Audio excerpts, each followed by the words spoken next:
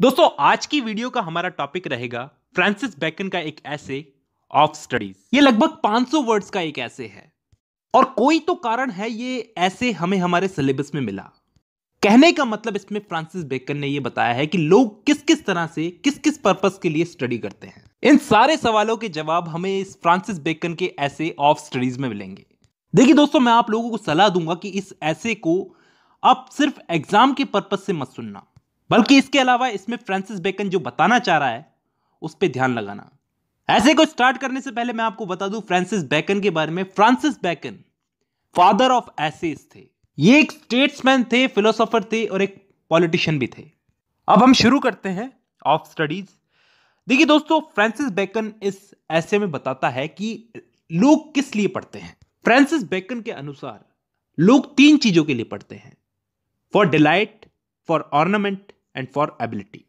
आनंद लेने के लिए, दूसरा दिखावे के लिए और तीसरा एबिलिटी के लिए, यानी कि हर जगह पर लोगों को जज करने के लिए। तो दोस्तों यहां पे जो पहली कैटेगरी है, जो लोग आनंद के लिए पढ़ते हैं, वो खाली समय में पढ़ते हैं, प्राइवेटनेस में, अपने मजे के लिए, ठीक है। दूसरी जो कैटेगरी है ऑर्नामेंट वाली, ये लोग दिखावे के लिए पढ़ते हैं। दोस्तों यहां पे ऑर्नामेंट का मतलब होता है ज्वेलरी या फिर कह लो गहना, लेकिन यहां पे दिखावे के लिए इस शब्द का यूज किया गया है। तीसरी कैटेगरी वाले एबिलिटी, जिसके बारे में मैं आपको बता चुका हूं कि ये लोग जजमेंट देने के लिए मतलब अपनी एबिलिटी बढ़ाते हैं पढ़ करके, ठीक है, हर जगह अपना ज्ञान सामने रख देते हैं। लेकिन यहां पे बेकन के दृष्टिकोण से एक्सपीरियंस और प्रैक्टिकल नॉलेज भी जरूरी है।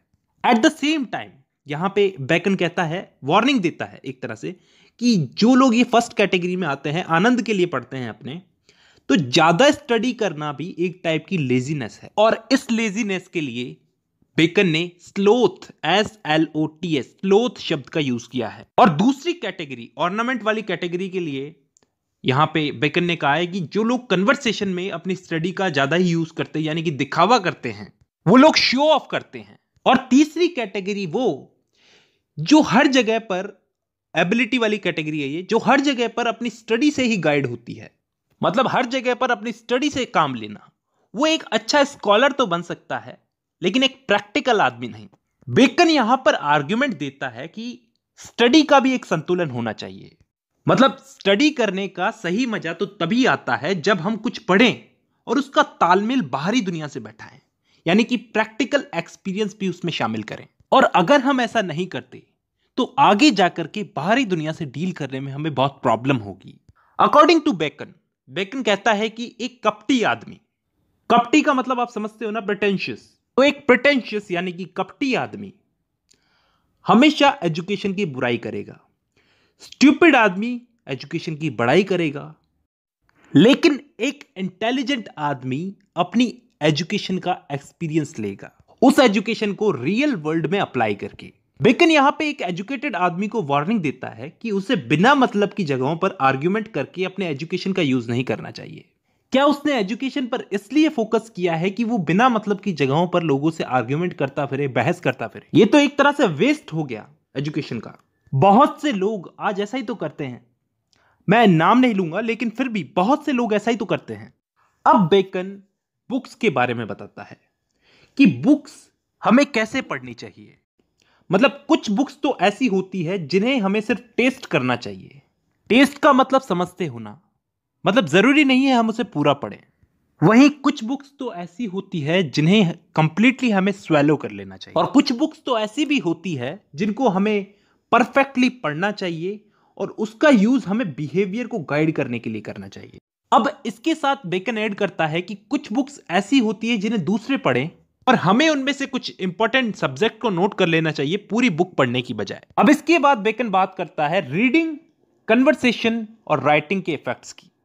रीडिंग तो आदमी को वेल राउंडेड बनाती है, मतलब उसके दिमाग को डेवलप करती है।